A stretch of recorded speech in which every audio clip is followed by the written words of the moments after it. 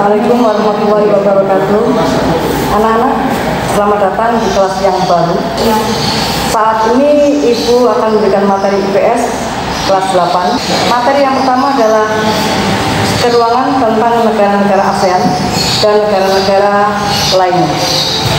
Anak-anak, Ibu minta kalian bisa memahami, memperhatikan PowerPoint yang akan Ibu sampaikan nanti. Assalamualaikum warahmatullahi wabarakatuh.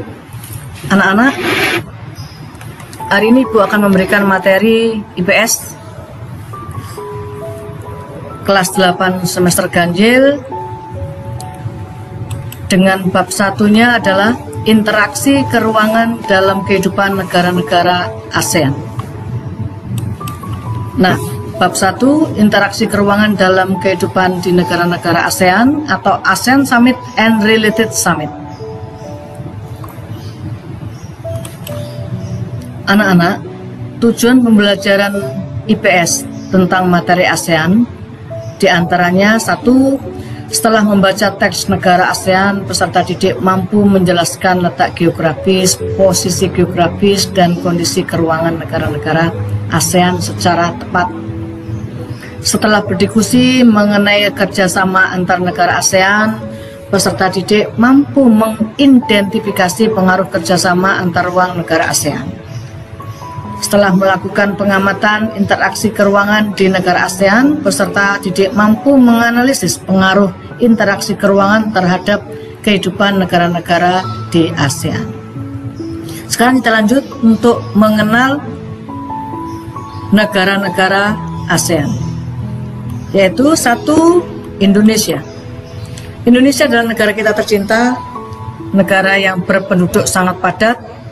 Kurang lebih pada saat sekarang 2020 penduduk Indonesia sudah berjumlah 267 juta jiwa dengan beriklim tropis, sedangkan letaknya berada di antara benua Asia dan benua Australia, sedangkan samudranya adalah di antara Samudra Hindia dan Samudra Pasifik. Contoh kerjasama dalam bentuk organisasi antara lain adalah ASEAN, PBB, dan GNP. Negara yang kedua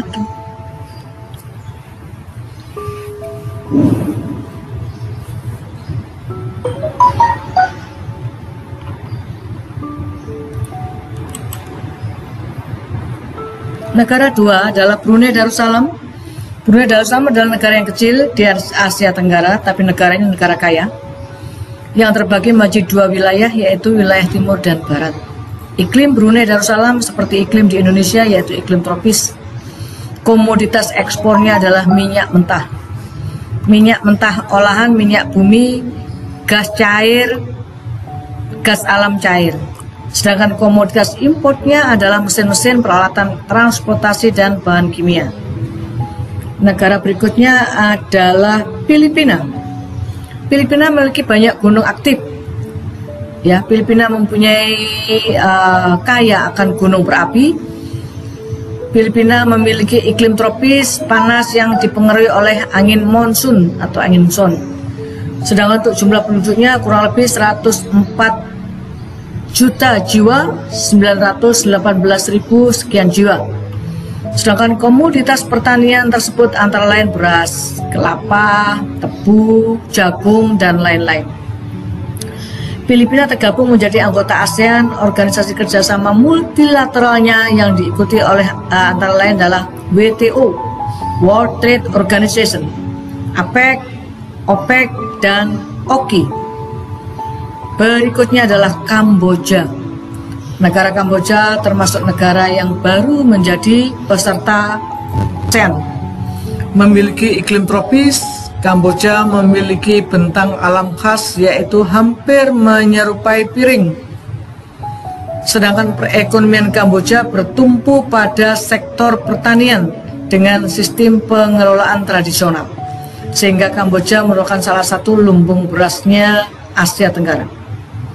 Tergabung menjadi anggota ASEAN, kerjasama melalui badan yaitu PBB, ILO, UNESCO, dan WHO. Berikutnya adalah Laos. Laos adalah negara daratan di kawasan ASEAN, terletak di bagian semenanjung Indochina. Pada 2017, penduduknya Laos berjumlah kurang lebih 6 juta atau 7 juta jiwa. Beriklim tropis, sedangkan komoditas ekspornya adalah biji timah, kayu, kapas, kopi, kapur barus, dan kulit. Untuk komoditas importnya adalah beras, minyak bumi, mesin, dan barang elektronik lainnya. Negara berikutnya adalah Malaysia, yaitu negara tetangga dekat kita. Wilayah terbagi menjadi dua, yaitu kawasan Malaysia Barat dan Malaysia Timur. Malaysia beriklim tropis, jumlah penduduknya kurang lebih saat sekarang sudah mencapai 40 juta jiwa. Tingkat pertumbuhan penduduknya sangat kecil sekali dibanding dengan Indonesia. Selain pertanian, penduduk Malaysia bekerja di sektor pertambangan dan industri. Berikutnya adalah negara Myanmar. Myanmar berpenduduk kurang lebih sekarang 55 juta jiwa. Awalnya Myanmar bernama negara Burma atau Birma. Jadi kalian tidak usah bingung, Bu, Birma, Burma, Myanmar itu sama apa enggak? Sama. Kesuburan tanah di delta sungai Irrawaddy dan sungai Salwan sesuai untuk usaha pertanian. Menjadi anggota ADB, SKAP, ASEAN, FAO, dan sebagainya. Untuk iklim, ada dua iklim di Myanmar. Iklim wilayah selatan beriklim tropis, wilayah utara beriklim subtropis. Berikutnya adalah Singapura. Salah satu negara Asia Tenggara atau ASEAN, Singapura ini adalah negara yang sangat kaya. Singapura menjadi satu-satunya negara maju di ASEAN. Negara yang memiliki luas daratan yang sempit, tidak punya lahan pertanian. Singapura memiliki iklim yang tropis dan berjumlah penduduk kurang lebih 6 juta jiwa saat sekarang. Sumber daya alam yang terbatas menyebabkan Singapura mengembangkan kegiatan ekonomi sektor industri dan jasa. Dan ingat, Singapura adalah negara yang kaya karena dia memiliki, negara Singapura memiliki pelabuhan transito, artinya pelabuhan persinggahan untuk kapal-kapal negara lain yang akan berlayar ke negara lainnya melewati Singapura, pasti akan transit di Singapura. Nah, pemberian atau pengenaan pajak bea ini yang menyebabkan negara Singapura itu menjadi negara yang kaya. Negara berikutnya adalah Thailand. Thailand adalah negara satu-satunya di Asia Tenggara yang tidak pernah dijajah oleh bangsa lain. Kalau negara yang ibu sebutkan tadi itu pernah dijajah oleh negara lain, termasuk negara kita Indonesia. Tapi untuk Thailand, negara ini disebut negara gajah putih atau negara yang tidak pernah dijajah oleh negara lain. Wilayah Thailand beriklim tropis, saat sekarang penduduknya kurang lebih 70 juta jiwa. Hasil pertanian utamanya adalah padi. Padi merupakan komoditas ekspor negara ini.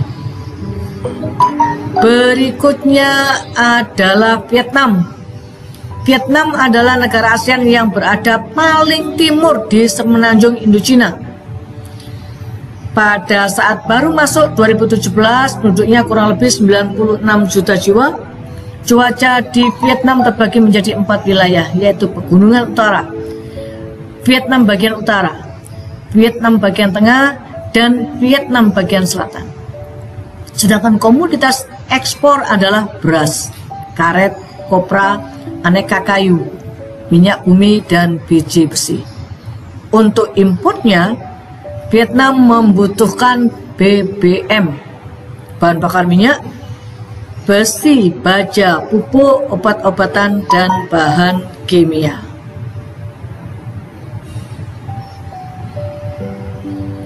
Anak-anak, setelah ibu jelaskan negara-negara anggota ASEAN tadi, kalian harus bisa mencermati negara-negara tersebut sehingga pada saat ibu memberikan tugas, kalian bisa mengerjakan dengan baik.